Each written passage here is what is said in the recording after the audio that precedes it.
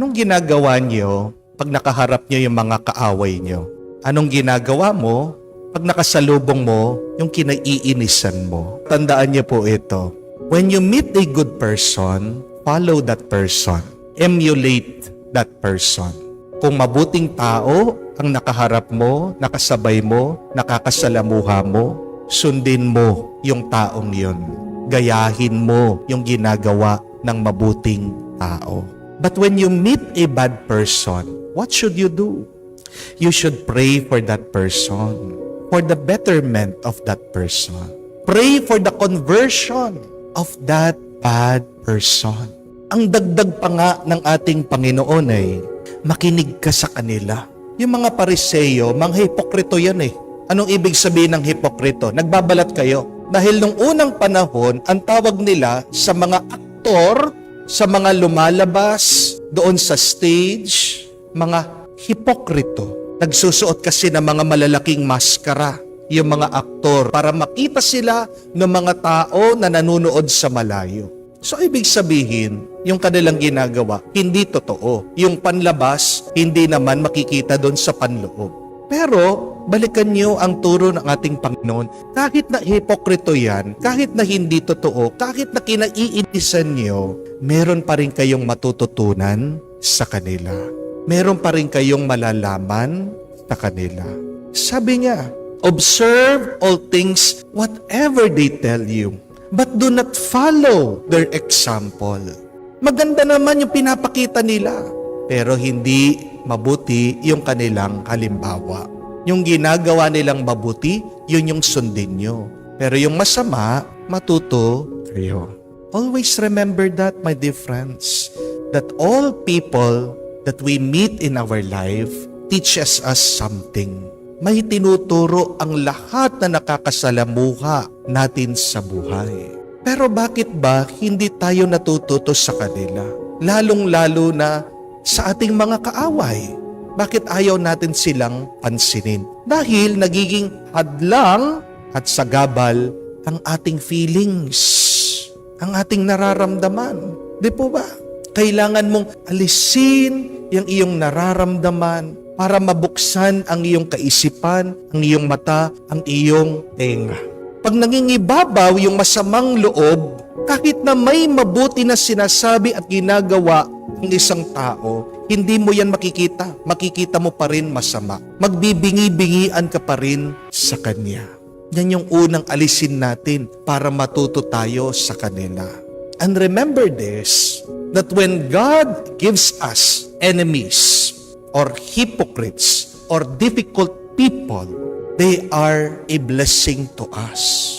Paano nagiging bendisyon ang mga taong mahirap, pakiutusan, pakisamahan sa ating buhay? They help us to grow. Tandaan natin yan. At ano ang kasabihan? Do not go through life, but grow through life. Huwag ka lang mabuhay. Kailangan mamunga ka. At paano mamumunga ang isang halaman kung hindi mo ito bubungkalin? Hindi tutubo ang bagong sanga kung hindi mo puputulin ang mga lumang sanga. Masakit, pero kailangan. Isipin natin ang ating mga kaaway, mga taong kinaiinisan mo, parang papildiliha lang yan. Ang papildiliha magaspang, di po ba? Masakit sa balat pag nasugat ka. Ganyan din, nasasaktan ang ating mga damdamin. Pero tandaan mo, may layunin ang Diyos, may dahilan palagi ang Diyos. Para kuminis ang iyong kalooban, para gumanda ang iyong kaluluwa. Amen? Anong matututunan natin sa ating mga kaaway? Una, papakumbaba. Pag may taong kinaiinisan ka, pag meron taong ayaw ka o ayaw mo sa iyong buhay, tandaan mo, saan nanggagaling yung galit na yan? Sa pride. May kataasan ka na ng loob. Mawawala yung iyong galit, mawawala yung iyong inis pag nagpapakumbaba ka. Di po ba? Ang taong palaging galit, mataas ang loob. Bakit galit ka? Kasi gusto mo ikaw yung tama. Ang ating mga kaaway, mga taong kinaiinisan natin, mga taong mahirap pakitunguhan, tingnan niyo parang ganito. Sila yung salamin natin sa buhay. At pag tumingin ka sa salamin, anong makikita mo? Minsan yung mga bagay na ayaw mong makita sa iyong sarili. When you look at the mirror, you also see your imperfections. Bakit nagagalit ka? Kasi hindi matangos ang ilong mo. Kasi tumataba ka na. Kasi nakita mo kumukulubot na ang iyong balat. Umitim ka. Kaya nga ayaw mo tumingin sa salamin eh. Di po ba? Pag may kaaway ka, pinapakita niya sa iyo yung iyong mga pagkakamali, yung iyong mga pagkukulang. And it takes a lot of humility to accept that we are wrong. Di po ba? Nangangailangan talaga ng pagpapakumbaba para tanggapin mo yung mga bagay na masasama din na nasa iyo. Mawawala ang kaaway mo pag nagpapakumbaba ka. So the quicker that you become humble, the quicker that you will be at peace. The quicker that your enemy will go away in your life. Pangalawa, pagpapasensya.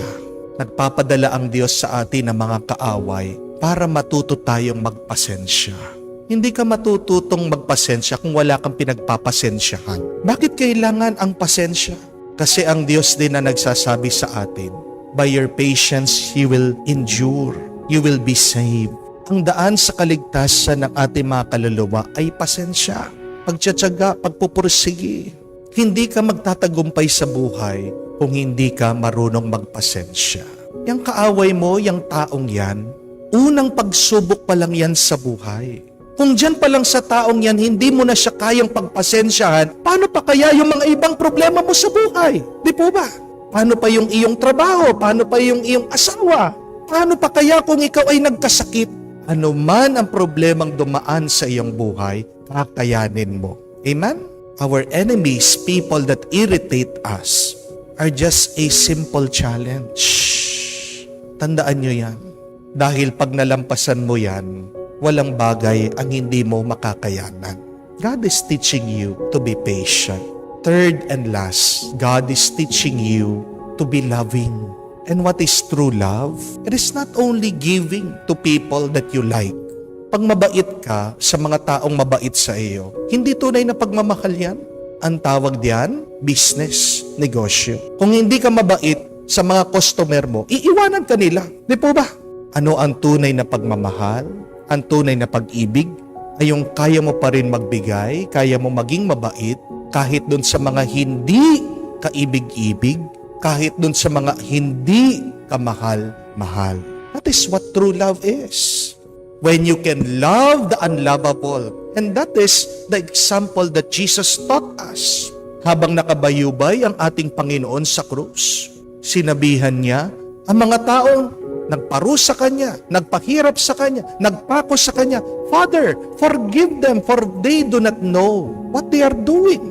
That is the perfect example of love. Tinuturuan tayo ng ating mga kaaway kung paano tunay na magmahal. Nakakaharap mo sila, pag hindi mo sila pinagbabastusan, pag ginagalang mo pa rin sila, tunay kang nagmamahal. You have learned your lesson.